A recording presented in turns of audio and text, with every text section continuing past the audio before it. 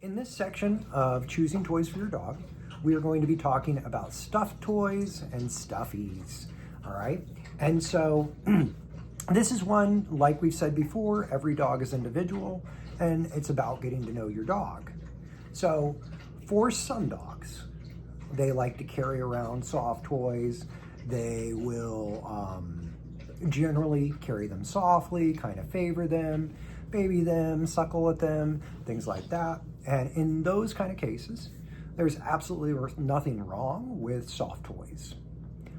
For some of our dogs, we can play fetch with those and it's not a problem. We don't see it carry into shredding, ripping up, potentially ingesting.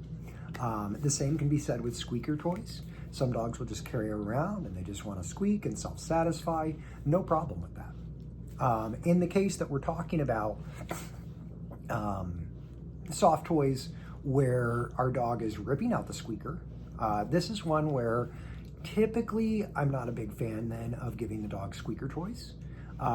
There's nothing inherently wrong with the squeaker, but for a lot of dogs, really the end goal or the main goal is to be able to rip out that squeaker and basically kill the animal. And a squeaker is simulating the cry of a dying or hurt animal. And so that's why our dog is attracted to it. It's a pretty grisly view on squeakers, but that's why it gets them going. And so when we're talking about that, squeaky toys, if our dog is ripping it, shredding it, and potentially may run into a choke hazard, they could be ingesting strings, this could cause a blockage. So if your dog has a tendency to rip and shred soft toys, I recommend not allowing your dog to have those kind of toys. You'll blow a lot of money over time, and also it will be risky for your dog. Now, some other dogs, we can pick up those soft toys and still play with the dog and put it away, and then the dog doesn't just immediately shred it. No problem with that as well. If you have a dog that does have a tendency to shred though, my biggest concern is choke hazards and blockages, okay?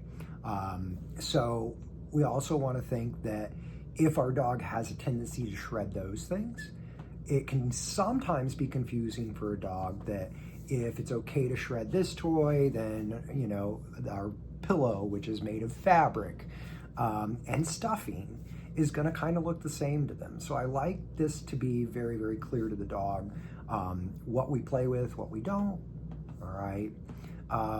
And so I don't want to send mixed messages. So if you're seeing a dog struggling on making that discrepancy, this might be another reason why you may choose not to go with a soft toy.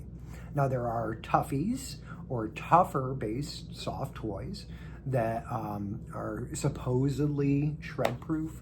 And this is just something you should be monitoring your dog until you really get a sense for what they're gonna do.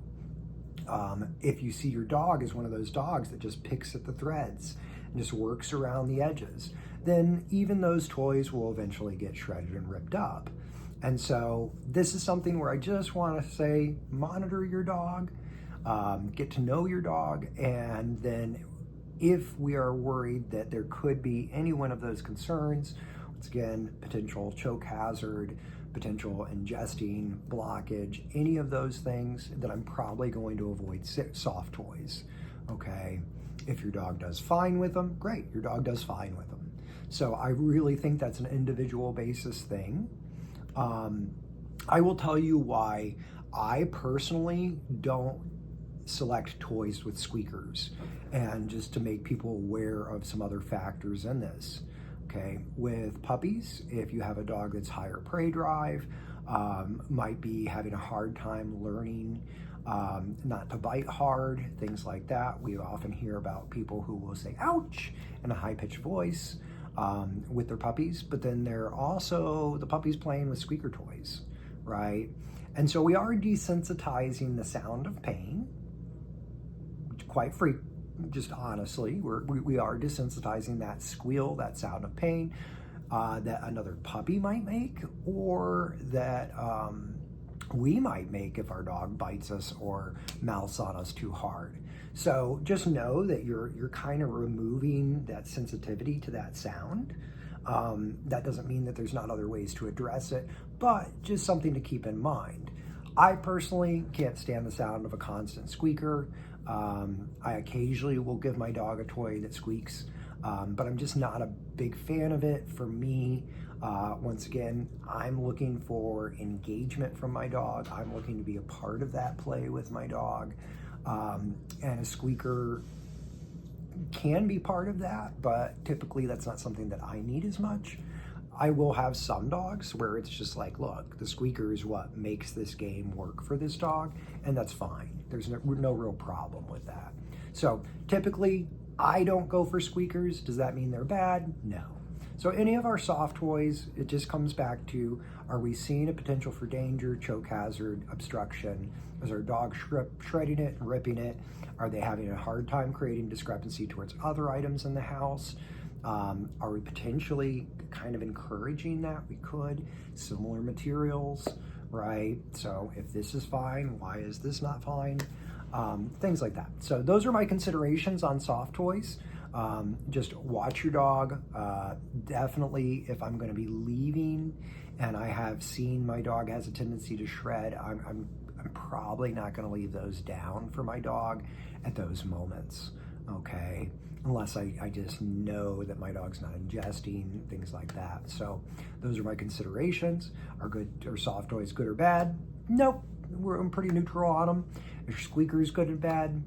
Nope, pretty neutral on it. Those are just my considerations. I hope this has helped.